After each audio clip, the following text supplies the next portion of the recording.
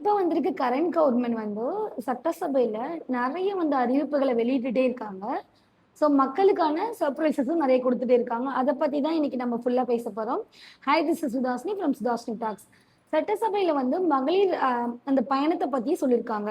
என்ன அப்படின்னா, அக்டோபர் 2 காந்தி ஜெயந்தியிலேருந்து மகளிருக்கான பயணங்கள் வந்து ஃப்ரீயா கொடுப்போம் அப்படின்றதும், ஏசி பஸ் தவிர மீதி எல்லா பஸ்லயும் ஃப்ரீயா நீங்க வந்து எந்த மாநிலங்களுக்கு கூட நீங்க பயணம் பண்ணிக்கலாம் அப்படின்றத சொல்லியிருக்காங்க. அதுக்கப்புறம் பாத்தீங்கன்னா கேஸ் சிலிண்டருக்கு வந்து அவங்களோட தேர்தல் அறிக்கையில 6 சிலிண்டர் கொடுக்கறதா சொல்லியிருந்தாங்க. அது இப்போ கரண்டா ஜனவரி மாதத்துல இருந்து 3 சிலிண்டர் மட்டும் கொடுக்குறோம் அப்படின்ற மாதிரி ஒரு அறிவிப்பையும் கொடுத்துருக்காங்க. அதுக்கு என்ன எலிஜிபிலிட்டி அப்படின்னு சொன்னீங்கன்னா, வருஷத்துக்கு 2,50,000க்கு மிகாமல் இருக்கணும். ஜாஸ்தி இல்லாம கம்மியா இருக்கிற எல்லா குடும்பங்களுக்கும் அந்த 3 சிலிண்டர் வந்து ஃப்ரீ.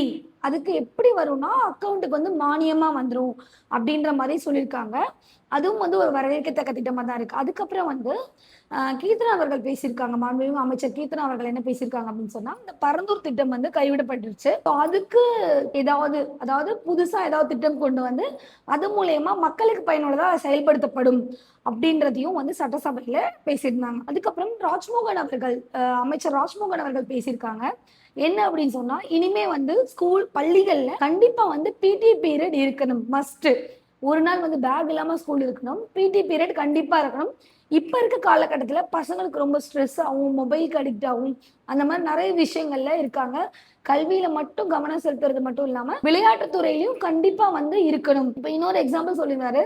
ஒரு மேக்ஸ் சப்ஜெக்ட் இருக்கு இல்லையா, சோ அதுக்கு வந்து ஒரு ஆல்டர்னேட்டா ஏதாவது பண்றோமா, நான் பிடி பீரியட்ல ஆல்டர்னேட்டா கேட்கிறோன்றதையும் ஒரு முன்னுதாரணமா அந்த இடத்துல வந்து சொல்லி அதை வந்து கன்வே பண்ணியிருந்தாரு. அது நல்ல விதமா தான் இருந்துச்சு.